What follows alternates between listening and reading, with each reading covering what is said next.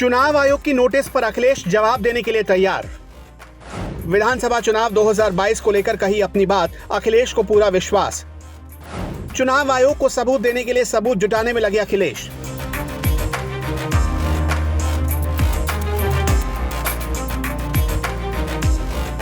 विधानसभा चुनाव 2022 में voter list को लेकर सपा अध्यक्ष अखिलेश यादव ने एक बड़ा आरोप लगाया था। हर विधानसभा क्षेत्र से 20,000 यादव और मुस्लिम समुदाय के वोटर्स को वोटर लिस्ट से हटाने का आरोप लगाया गया था।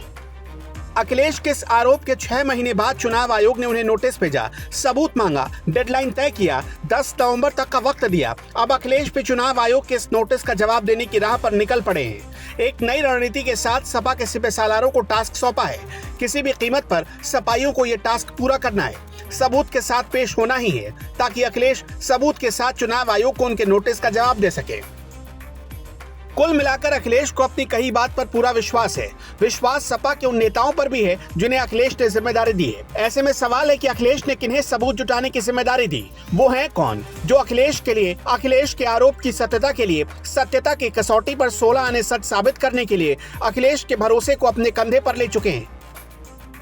अखिलेश ने जिन्हें सबूत जुटाने की जिम्मेदारी सौंपी थी, वो अपने काम पर लग चुके हैं। यूपी विधानसभा चुनाव 2022 में हार के कारणों की पड़ताल में जुट चुके हैं। सपा के राष्ट्रीय अध्यक्ष अखिलेश यादव ने वोटर लिस्ट में बड़े पैमाने पर जो गड़बड़ी का आरोप लगाया था, वो अब चुनाव आयोग पर लगाए गए आरोपों के संबंध में सबूत जुटाने में लग गए हैं। अखिलेश को विश्वास है कि इन्हीं कारणों से उनकी पार्टी को चुनाव में हार का सामना करना पड़ा था। अखिलेश ने इस साल हुए विधानसभा चुनाव में अपनी पार्टी के सभी हारे जीते प्रत्याशी और जिलाध्यक्षों से कहा है कि वोटर लिस्ट से गलत तरीके से काटे गए वोटरों की सूची बना ले और उनसे शपथ पत्र भी ले लें।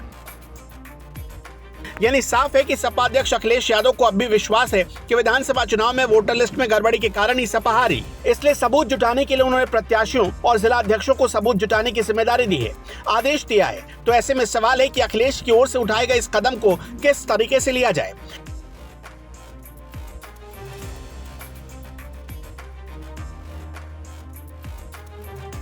अखिलेश की ओर से अपनी कही बात पर विश्वास करने के अंदाज से किस तरह का संदेश जाएगा?